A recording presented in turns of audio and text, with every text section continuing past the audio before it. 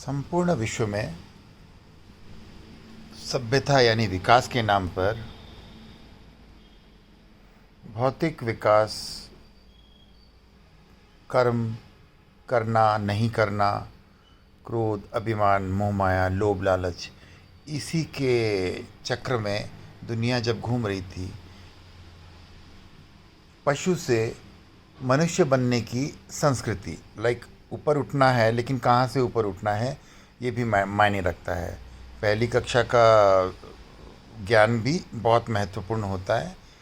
मैं किसी भी शिक्षा को, किसी भी सभ्यता को गलत नहीं कहता, लेकिन हम कहते हैं कि विदेशों में पशु से पाशविक वृत्ति, माने मनुष्य जब पशु जैसा बिहेव करता था, अभी भी करते हैं वैसे तो, पशु से मनुष्य बनाने की प्रक्रियाएं चलती थी, जिसमें सिर्फ भौतिकवाद, बायोलॉजिकल ग्रोथ ही मैटर करती है।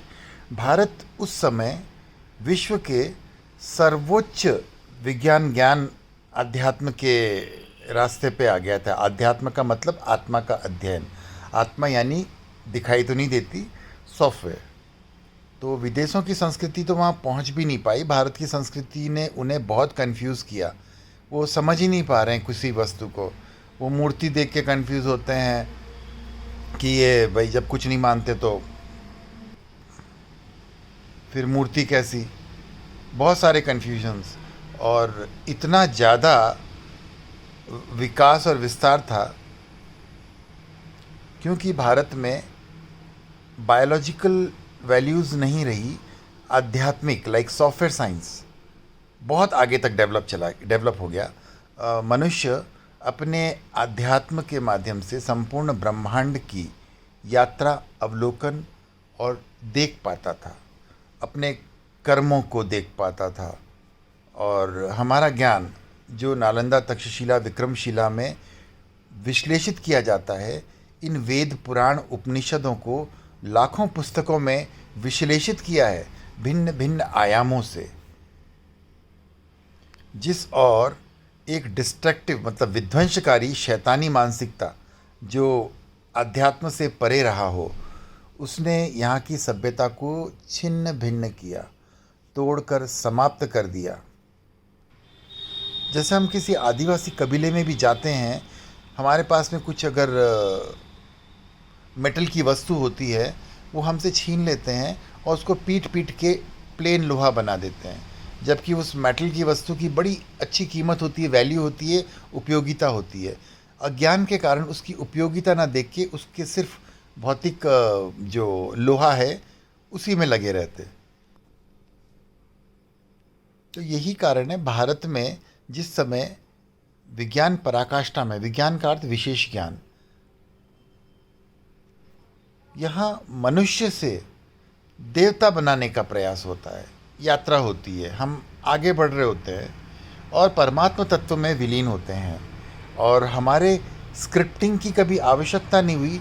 टेलीपैथी जैसे, लाइक हमने पूरा वर्ड टू वर्ड ट्रांसफ़र किया, और जब लगा कि मनुष्य की बुद्धि कम होने की, थोड़ी याददाश्त या बुद्धि या जो भी है एक सीमित हो रही है, तब लोगों ने स्क्रिप्टिंग बनाई। अंत में जाके स्क्रिप्टिंग तो शुरू से थी, परंतु उसका प्रचलन नहीं था। हम जन्म को मानते हैं, आत्मा को मानते हैं, और उसे पूरी तरह से एक्टिवेट भी करते हैं।